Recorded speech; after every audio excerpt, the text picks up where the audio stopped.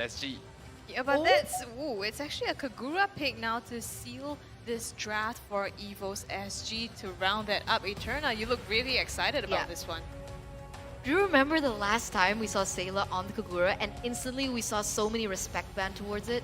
He's so good at his positioning. He can find those momentums, find a way to group them up into one and just go in for that yin-yang overturn that eventually is able to burst and deal so much damage to take maybe 2 or 3 members from the side of the opponent.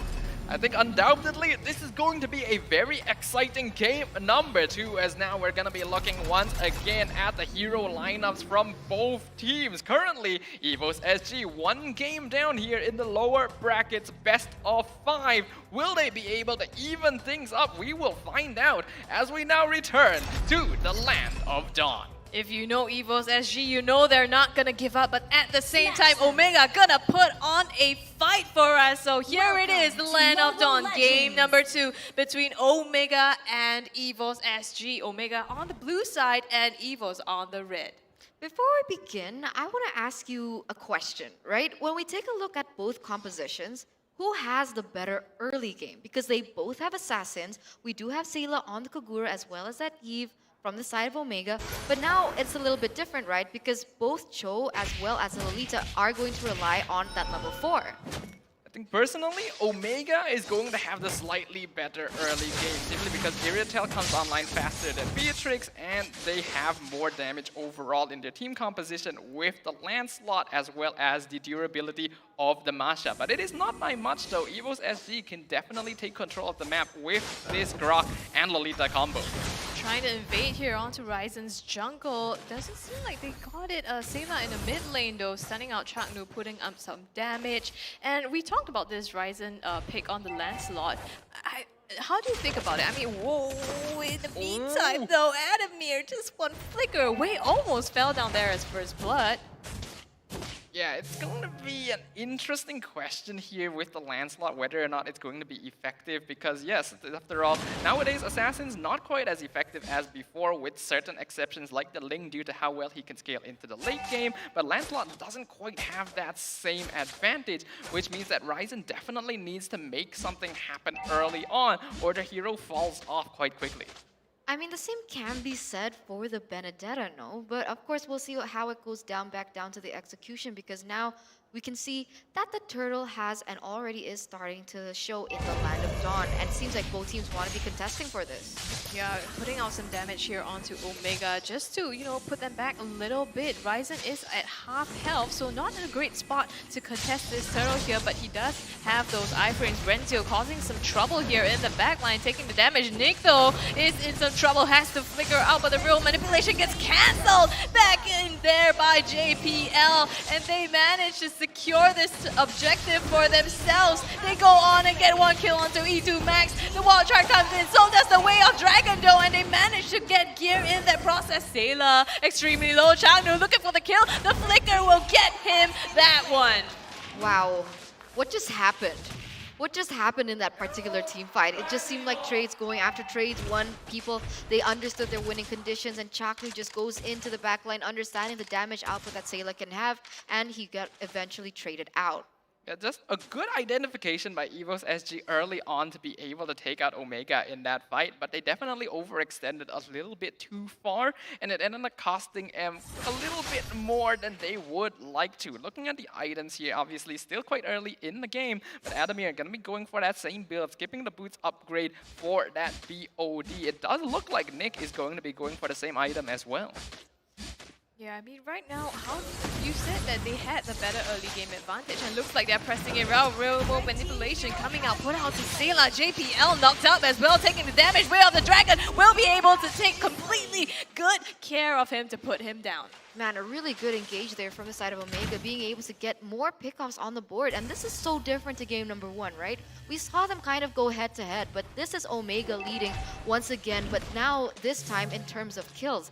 Unfortunately, they haven't been able to trade it for objectives, so we'll see what happens as it is still under 5 minutes. Yeah, even though they don't really get a lot of objectives from this though, Omega are definitely very happy with this because again, their main win condition is going to be on Kelra. As long as they continue to give space to this Irritel, it will scale up to the point where it becomes an absolute monster in the late game. Watch out though, Chaknu.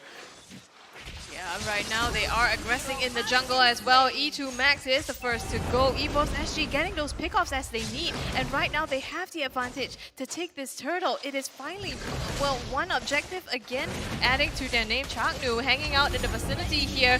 Ryzen using that iframe to escape the damage, but it's not enough to be able to contest this one. One thing that I noticed about the emblems is that E2 Max has opted to go for that magic shock, whereas Sayla doesn't go for that, right? He goes in for additional damage, and that kind of means that E2 Max will have a better time at scaling faster as compared to Sayla, who is now focusing way more onto damage. Yeah, I think we could see the focus on damage from Sayla though, especially considering that he did go execute on the Kagura as well. We've seen before that Sayla is able to bring back these games on the brink due to these big burst catches. But speaking of catching, Gear now going to be the target of the real world manipulation. Really nice juking to get out of that. This is why Gear plays the Benedetta. He is so slippery and it's so difficult to catch him out. But yeah, when you were speaking about Sayla, he basically plays Kagura like an assassin. He just builds the damage, goes in the backline, bursts you down when he comes out of the bushes. Yeah, so it only needs one great engage either from Nick or even JPL to be able to make that happen. Omega really needs to be aware of this, and that makes sense as considering E2 Max has actually opted for that Purify spell. He's definitely aware of the fact that there's a lot of options for Evos SG to be able to jump onto him when he pops that real world manipulation. That's why the Purify is very good for countering things like the Wild Charge. But I do think that in that late game, Sayla will be primarily prioritizing on this Eve instead of Kelra because it is very difficult to catch the Irritel in the Yin Yang overturn. And if they use the Kagura to burst down the marksman, they can save Grok for other players on the side of Omega. And we've seen that sprint on Kelra as well was extremely devastating to the side of Evos, especially when he scaled into the later parts of the game. It was so difficult to catch him out. Hopefully that Wild Charge will be able to help pull off that in this game, but now the teams, they are setting up for this next objective just coming up, but you can see both Ryzen and Gear wanting to take it. Oh no, it seems like Chakno is going to look for engage. He actually goes back, but what is going to happen here as Ryzen gets caught?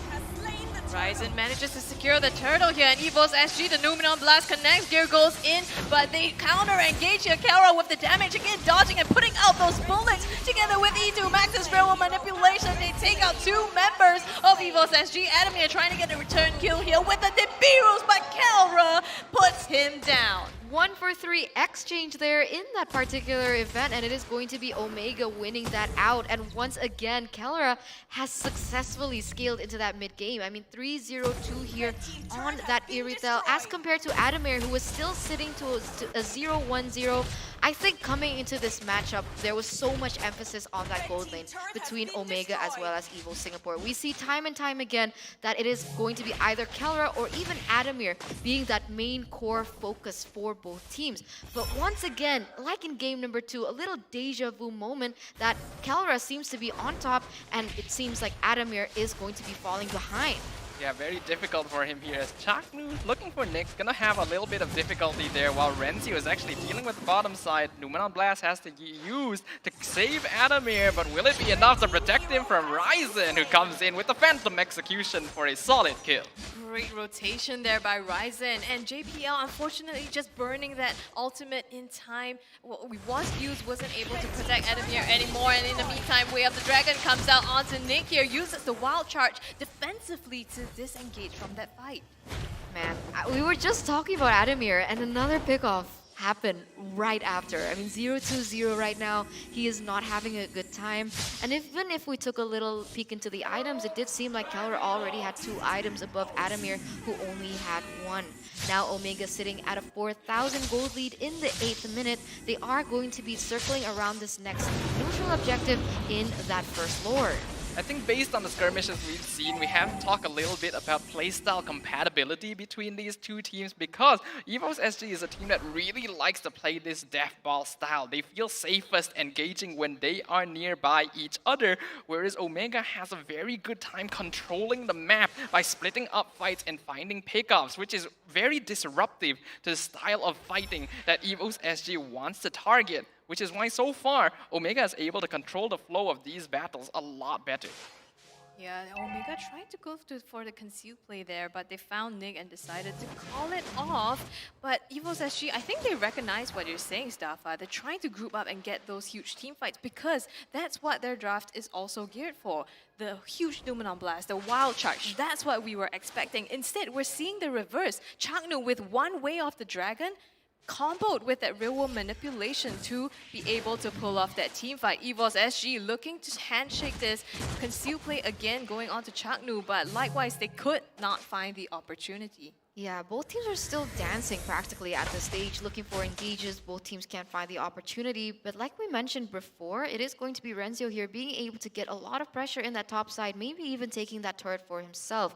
Gear is trying to kind of duplicate that problem, but the issue is Gear can't do that all day long, right? If they want to be contesting for those objectives, that's going to be Omega in the upper hand because Masha doesn't have the retribution spell. Yeah, especially when you consider as well that Gear is needed for Evos SG's team fight and Renzio is not. So Omega are very comfortable just leaving him on the other side of the lane. But the fight already results in Sayla getting taken out. Way of the Dragon gonna find JPL as the Wild Charge connects onto Kelra. Adamir jumping forward with the shotgun, gonna be able to finally find this Irritel. But here comes the real world manipulation, already cancelled by JPL, but it is too late to save Nick from the clutches of Changnu as Renzio even wins his 1v1.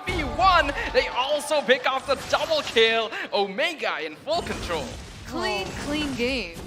Yeah, that was very unfortunate. I mean, just so they found picks one by one, and I think at some point it just felt like Evos was giving up. I mean, they just tried to distract them, and now Omega has the Lord in their hands. They're gonna be able to start pushing up on these lanes.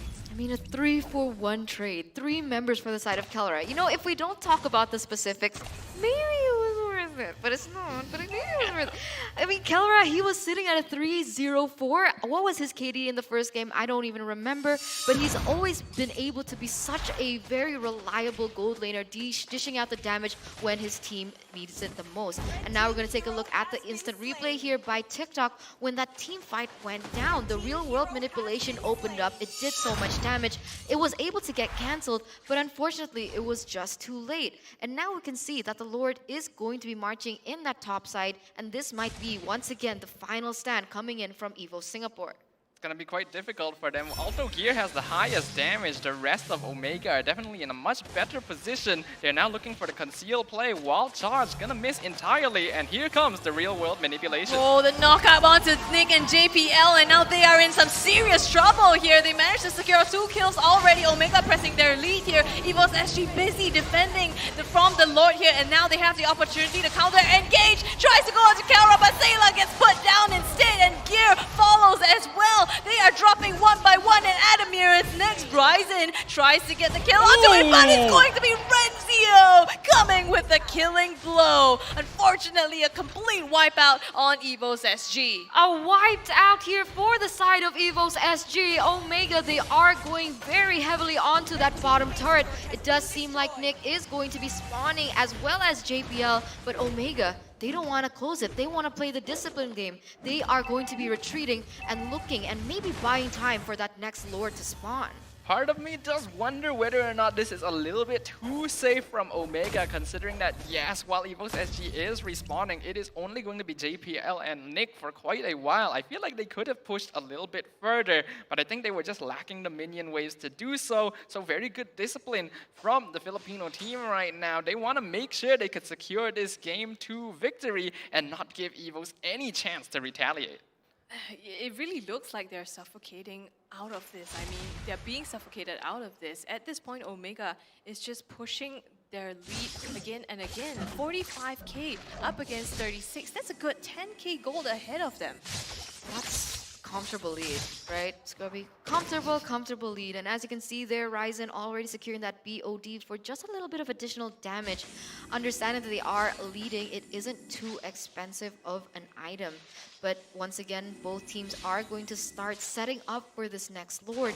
The question is, how will Evos Singapore maneuver around the situation? How are they going to set up? Because every time they go for an engage, it just is able to get spun around to the hands of Omega with that real-world manipulation that always works like a charm. Typically, when you find yourself behind at a 9k deficit, it becomes almost impossible to make the comeback unless your opponent makes a massive mistake. And I don't think Omega is going to be putting themselves in that sort of position right now. Already on the Lord, going down to half HP, Evos are in position, but Chaknu and Renzi are just zoning them out in the backline. Yeah, they can't contest this. Gear is not here, but Nick gets kicked down way back in by the way of the dragon, and they go in deep for Sayla as well. Manages to get and finish him off. Adamir in some trouble. Can he get out? Numenor Blast is building to it. Manages to stun out Renzio, and they do get the counter kill onto him instead. Kelra comes in with the bullets, doesn't manage to save that kill. Gear coming from the back now, trying to make the best of the situation. And I think Evos SG, they got a return kill here, consolation prize, but JPL is in some trouble. They trade out for Kelra, so Evos SG is still trying to defend his gear, buying as much time as he can in the backline. Ryzen chases him down. iframe's not going to be able to save him. Can we take this moment to appreciate Adamir, the way that he was able to just outmaneuver everything that was thrown at him? The last snipe that came in onto Kelra that eventually sealed the deal. He was so behind from that early game up until this moment, but he is still able to stay relevant in the game. A 4-3-0 KDA does not reflect the amount of impact he has, as he was able to buy so much time for the side of Evos Singapore. Oh, the wild charge and the flicker by Nick. They are fighting right now, but Gear is the one to go down first. Adamir Ryzen claims his life, and they are going to move on to the core and clean up this match 2-0. Match point for the Singaporean representatives. This is the last chance that they have to be able to come back, understanding that Omega has already swept a 2-0 in this matchup. Very handy victory, might I add. Full control over the flow of battle, full control over the land of Dawn. This is exactly the style of gameplay that Smart Omega wants to play around, and they are the ones making it so that Evos SG has to adapt to their style or go home. Smart Omega really looks like a different team today. I mean, we talked about how their team fights were scrappy, you know, and it was really, really messy, but right now they look so disciplined, waiting for the opportunity, waiting for Evos to engage, and they counter-engage and get the better of these fights. Pressure. It's the pressure, man. It's the pressure. We talk about Smart Omega time and time again, how they need to find that switch. But now we're going to take a look at the analysts. Take it